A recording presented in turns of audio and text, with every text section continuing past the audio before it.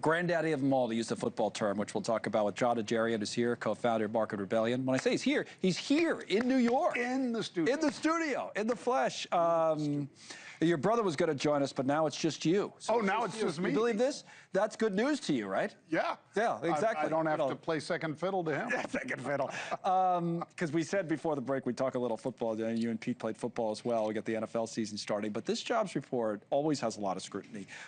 Where are you on kind of trust of the numbers and what it all means for the Fed and, you know, how we kind of look at tomorrow, given the politics surrounding it? Well, I think we really should have like an AI figure out the jobs numbers. Probably. Because human beings haven't been doing a great job for years and years. That was my point. It's not just one administration. Right. I kept saying, there's no evidence that I've seen that the thing's rigged. I don't think it is. Right. But there's an idea that it's not collected very well. Correct. Like people don't respond to the surveys. And then the next thing you know, they have to keep revising the data all the time. So it's not good data, which is part of the president's point. I think his point about it being rigged is just not supported by evidence. Yeah. I think maybe they don't make the adjustments they could make, Connell. Maybe.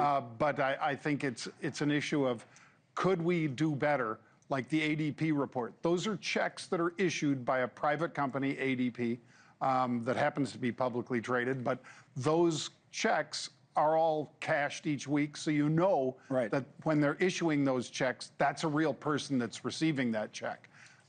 As far as the jobs overall, it's like magic more than it is science. And I think making it more scientific with AI and different gathering systems might make us all more believe it. Yeah, I mean, we're probably not far away. The way things are coming along from being able to do that accurately, of course, would be the concern, but it's not very accurate right now, right? True. Okay, let's talk about what that means in the context of the economy and then what you do, picking kind of assets to invest in and where you think things stand right now. Looks like jobs are slowing, right? So, or which cooling. is good for job cuts. Oh, right. Well, I mean, not good for job cuts, good for rate cuts. I was going to say good for interest rate cuts. Obviously not good for people or who might lose their jobs. Right. But so where do you see things right now? Like, are you bullish on being on investing in like risk assets? I mean, where are you? Well, consumer discretionary did extremely well this week. Macy's, turnaround story, doing well. Yeah. And also an awful lot of what they sell is something that's subject to tariffs, but they did very well. American Eagle, AEO.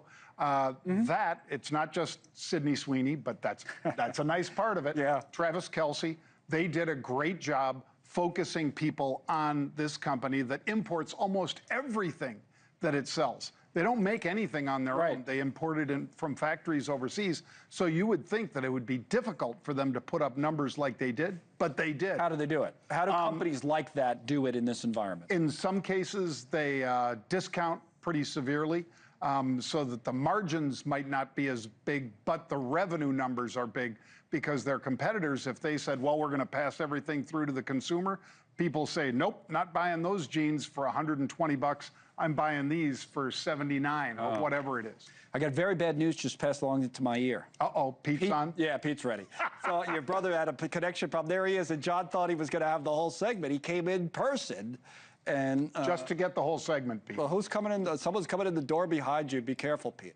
So you want to weigh in on this whole market thing, and then we are going to talk a little football. But so where are you then? Like, John's making the point about, as I asked him, you probably heard about, where are you in risk right now, given where the economy is? What do you think?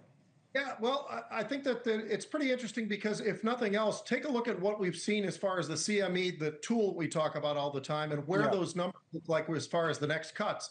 And as we've heard from many of the different folks out there, it's not just about this cut, it's about even more cuts after this. But it looks like we're at what, 97% now, the highest in a while as far as what we're looking at right now for September for that cut. So I think we're going to see it. I don't think it's going to be 50. I know a lot of people are sort of guessing on that, but I think they'll stick to a quarter, but I do think we'll see several cuts. And I think that's going to be the answer. I mean, when you look at these numbers, wow, the jobs, the way they've fallen off a cliff ever since April has been absolutely incredible. These numbers look terrible.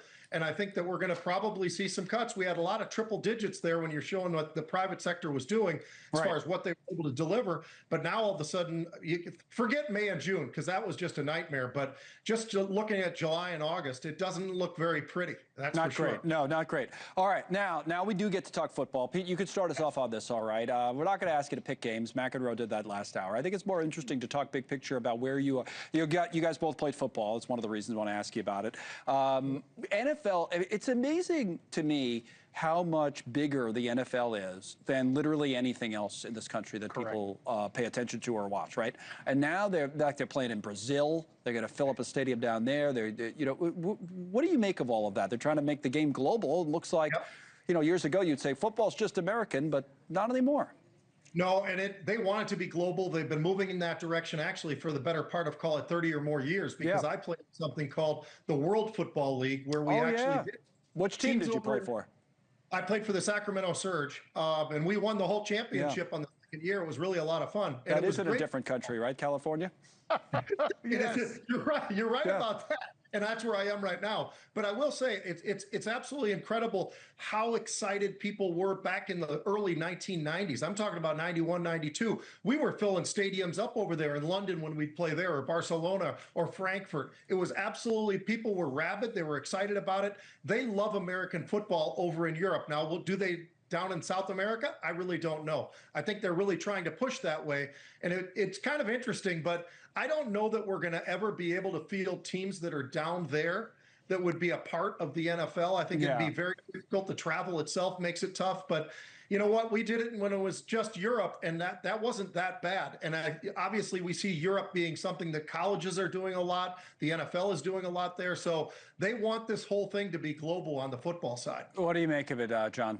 Well, it's going to be a bigger and bigger wallet that gets opened up, because obviously the billions of dollars that flow in to the NBA, well, the NFL is much bigger, draws much bigger audiences than the NBA. So if much bigger. Yeah, it's amazing, right? And they got a $77 billion deal from Disney.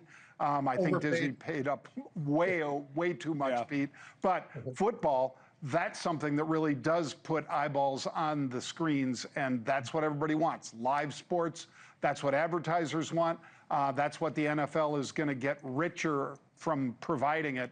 And Europe, that's the easier move than, like you and Pete just said, South America. You guys still watch a lot of football? Oh, yeah, and I love college football, too. Who's your team? Well, college football, it would probably be Pete's team, the University of Minnesota, which is where he played. Right? I played a little out at the University of California, Berkeley, and I like that. I know Pete's going to a game out there next week for Cal versus the University of Minnesota. I never knew you were a big Berkeley guy. You kind of dressed like one with the beret, but I don't know about the rest of it that I hear from you. Yeah, exactly. Pete, thanks. It's good to talk to you. John, great to have you here in studio. That was fun, right? It's always fun. The Nigerian brothers with us, football and economics and markets and everything else.